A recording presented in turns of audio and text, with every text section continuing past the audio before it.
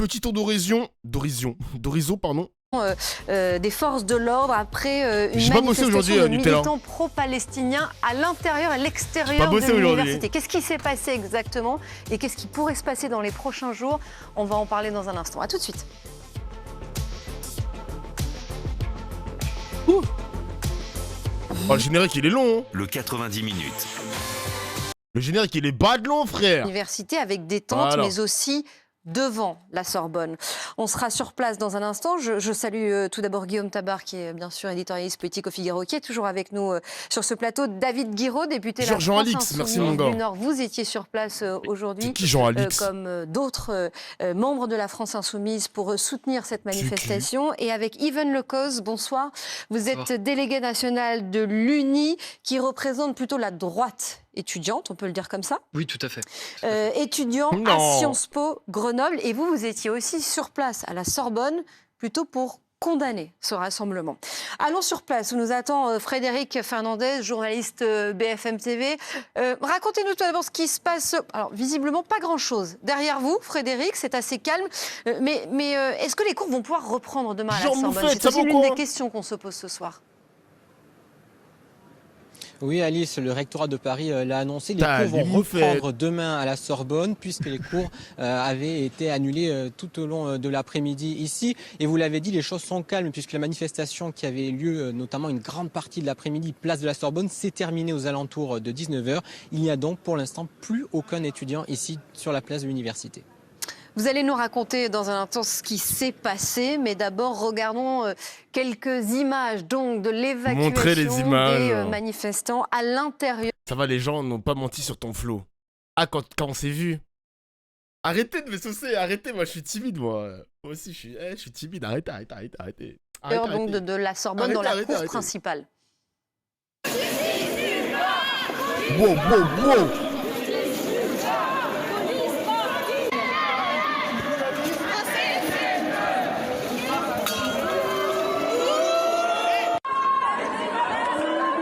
C'est trop une dinguerie de faire ça, c'est trop une dinguerie. D'ailleurs, j'ai vu qu'ils ont fait les étudiants, ils ont fait pareil à Tolbiac, je crois. Je crois que c'est Tolbiac ou une autre fac. D'ailleurs, ils ont été enfermés par les flics, mais à vérifier. Hein. Je sais pas s'ils vont en parler aujourd'hui dans le 19h30 média. Manifestation et évacuation assez musclée quand même, mais qui globalement s'est déroulée dans le calme. Vous nous direz l'un et l'autre ce que vous avez... Allez, on écoute David Guiraud là. Ça y est, merci le journaliste, mais Valérie Pécresse qui suspend aussi, on a vu. D'ailleurs, mon tweet sur Valérie Pécresse... Attendez, il faut que je vous le montre quand même les mecs. Hein. J'ai fait un petit tweet, je m'attendais pas à autant de réponses. Hein. Je m'attendais pas à autant de réponses. Ils ont sorti une archive de Valérie Pécresse qui date de 1991. J'ai mis en vrai Pécresse, en vrai. Les mecs, Pécresse en vrai. Je suis désolé. Moufette en vrai de vrai. Chef, en vrai. Moi je pose le débat.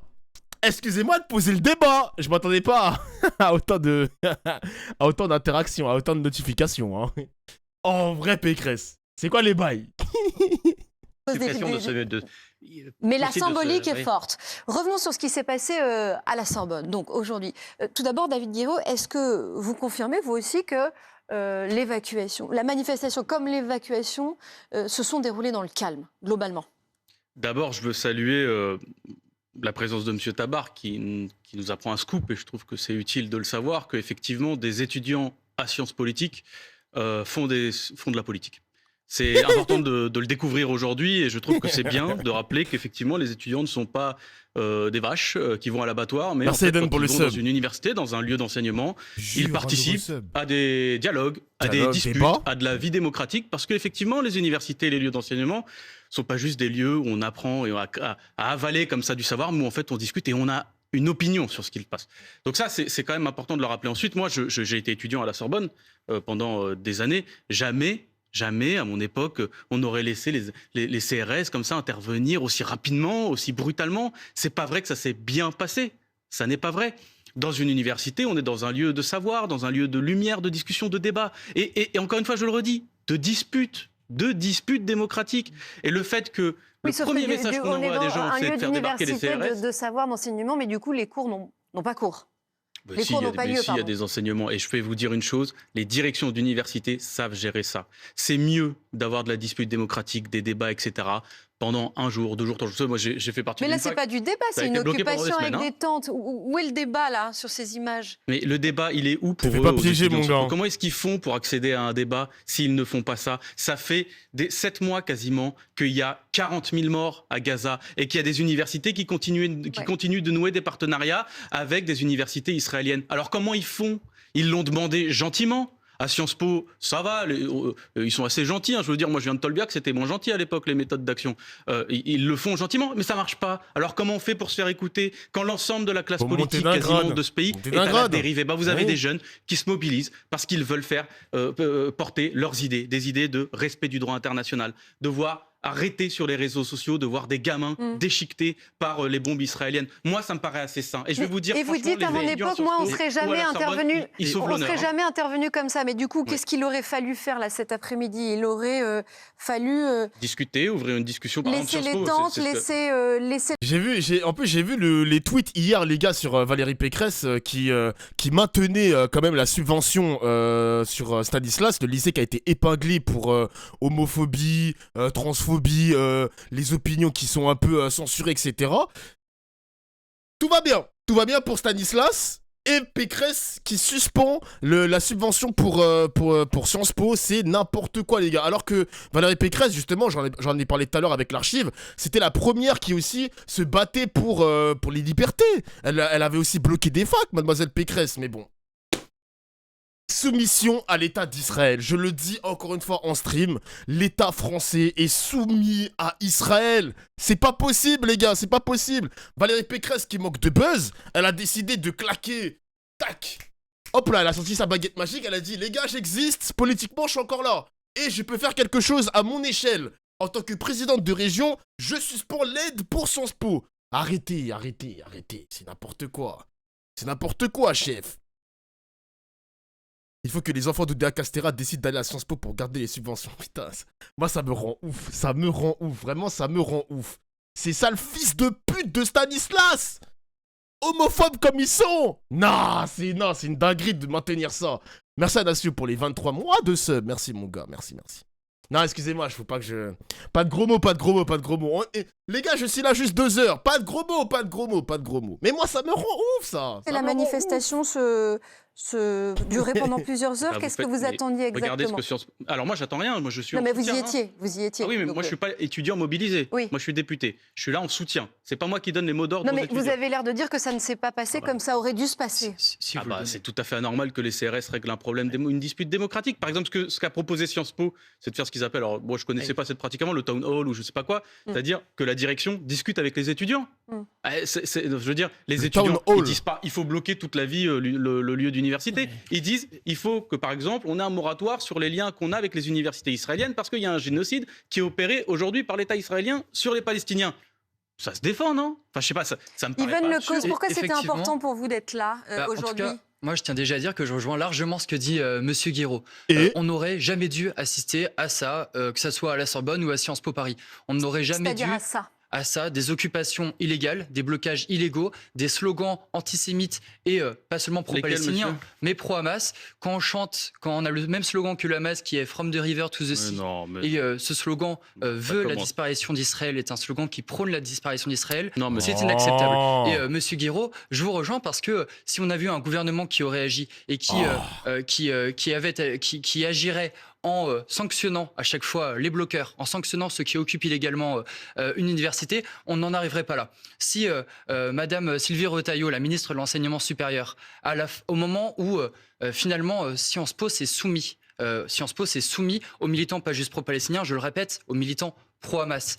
Si Sylvie Retailleau avait agi et avait dit à Sciences Po non, vous sanctionnerez chacun de ces militants. Ce ne sont pas juste des militants, ce sont des hors-la-loi. Si Sylvie Retailleau avait fait ça, aujourd'hui, on n'aurait pas ça à Sorbonne. Et demain, parce que ça va arriver dans les jours suivants, on n'aurait pas l'ensemble des universités françaises qui vont s'embraser. Tout ça à cause d'un laxisme et à cause de la France insoumise, dont M. Guiraud... Ce que vous dites, c'est que ce qui s'est passé à la Sorbonne est en partie dû à ce qui s'est joué à Sciences Po et la manière dont cela a été géré. Ils ont vu. Vous avez entendu des propos antisémites aujourd'hui à la Sorbonne? Largement, quand on appelle, alors aujourd'hui à la Sorbonne, mais également à Sciences Po, les 2 fois j'étais sur place. Et quand on entend soutien à la résistance palestinienne, c'est ce qui est chanté. Cette résistance palestinienne qui, même si apparemment c'est pas votre priorité, parce que quand on vous le demande, vous ne parlez pas de ça, cette prétendue résistance palestinienne, qui a mis des bébés dans des fours, qui a tué plus de 1000 Israéliens. Non mais il répète. Non mais c'est pas possible. Il a répété le même truc qui a été débunk par les sionistes eux-mêmes, pardon. Non, ça recommence les bébés dans les fours. Ça recommence. Oh non, c'est pas possible. Et qui est un attentat, qui est une organisation terroriste, C'est pas vrai que le Hamas a mis des bébés dans les fours, monsieur Guiraud? Oui, c'est pas vrai. C'était Israël qui faisait ça, vous vous souvenez? Moi, j'ai vu les mêmes mensonges. Vous êtes un révisionniste sur les propos antisémites qui ont été tenus aujourd'hui. Oui, alors c'est important qu'on ait cette discussion parce que... Et on va essayer de l'avoir calmement. À la limite, soyez courageux. Vous soutenez un génocide. Je veux dire, pour moi, ça devrait être illégal. Mais bon, dans ce pays, de toute façon, on interdit à des étudiants de se mobiliser pacifiquement. Par contre, on peut avoir des conférences en plein Paris sur comment on étend le programme de colonisation, qui est illégal, en Cisjordanie, en appelant des Français à venir faire l'ALIA et en poursuivant le programme de colonisation. On a des députés français comme Meir Habib qui parlent de cancer à propos de la population palestinienne. Ça, par contre, il n'y aura jamais de sanctions. On a Franck Tapuro qui propose une milice aussi pour protéger les juifs de France. C'est n'importe quoi, les gars, c'est n'importe quoi. Je vous jure, c'est n'importe quoi. Rassurez-vous. Donc, monsieur, vous soutenez un génocide, d'accord? C'est assez clair. En énonçant des mensonges qui ont été débunkés depuis des mois. Le bébé dans le four a été débunké par de nombreux journalistes, par les Israéliens eux-mêmes, depuis des mois. Est-ce que vous pouvez reconnaître que Libération, tous les journaux un peu... Je voudrais, messieurs, qu'on revienne sur... Non, mais attendez, c'est important que oui, c'est important, mais ce débat a déjà eu lieu. Je voudrais qu'on revienne sur ce qui s'est passé à la Sorbonne. Vous êtes d'accord pour dire que ce n'est pas vrai, cette histoire de bébé dans le four? Je voudrais qu'on revienne... Ça vient d'être arrivé. David Guiraud, est-ce que vous avez... Là, c'est du révisionnisme.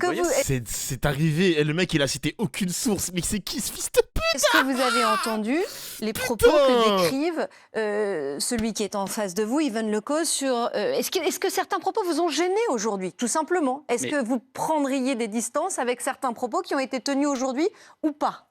Logiquement, oui, mais... La permanence du débat public depuis des mois, c'est qu'en fait, on fait reposer, on saute comme ça, comme des cabris, de polémique auto-entretenue en polémique auto-entretenue. Aujourd'hui, vous aviez des mobilisations d'étudiants qui demandent à arrêter de voir des images de gamins démembrés par des bombes. Et là, on est en train de nous dire, parce qu'il y a un slogan, From the River to the Sea, etc. Moi, personnellement, que je n'utilise pas, je vous le dis, parce qu'effectivement, il peut être mal pris ou autre. Mais non, je ne le condamne pas, parce que ça ne veut pas dire l'éradication d'Israël de la bouche de ces étudiants. Si vous leur parliez, vous l'apprendriez. D'ailleurs, ils ont beau le dire depuis des mois, on ne veut pas les écouter. Donc le but n'est pas de savoir quelle est la réalité de ce slogan. Le but est de mettre une étiquette sur les gens en disant antisémite, blablabla. J'essaie simplement de comprendre ce qui a eu lieu et de le raconter à ceux qui nous... Au moins, David Guiraud, il comprend aussi le piège médiatique qui se forme autour des étudiants.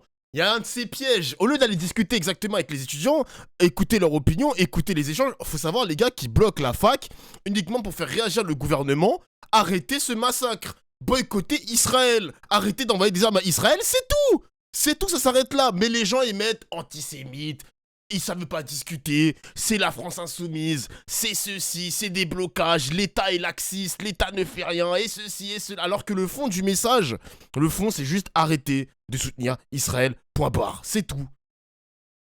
Faire réagir le gouvernement Issou.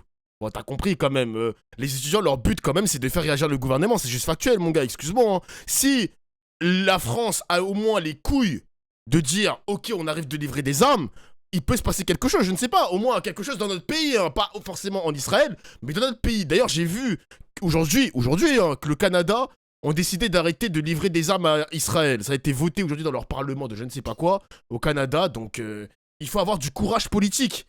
Tout est une question de courage, les amis, excusez-moi, hein. Excusez-moi. Non, regarde, mais vous-même vous reconnaissez que vous n'auriez pas utilisé ces mots-là. Je conteste la manière dont on parle et dont on traite de ça. Par exemple, on pourrait se dire, mais que font les universités françaises? Quels sont les partenariats qu'ils nouent avec des universités israéliennes? Est-ce que ça vaut le coup ou pas? Ça pourrait être une discussion de suspendre ces partenariats pendant qu'il y a un génocide. Ça pourrait être une discussion. Ça ne l'est jamais. On ne parle jamais du fond sur nos plateaux. On ne parle que dans les médias des soi-disant polémiques. Alors après, là, vous avez carrément, je vous trouve tout, parce qu'ils nous inventent, encore une fois, on nous ressort cette invention du bébé dans le four qui a été débunkée depuis des mois et des mois. Donc là, voilà, vous êtes carrément en train d'inventer des choses. Mais vous voyez le problème, c'est que vous avez des étudiants qui se mobilisent et c'est une manière aussi, franchement... C'est ce que disait aujourd'hui un représentant de la majorité. Le débat... Oui, mais l'instrumentalisation politique, non.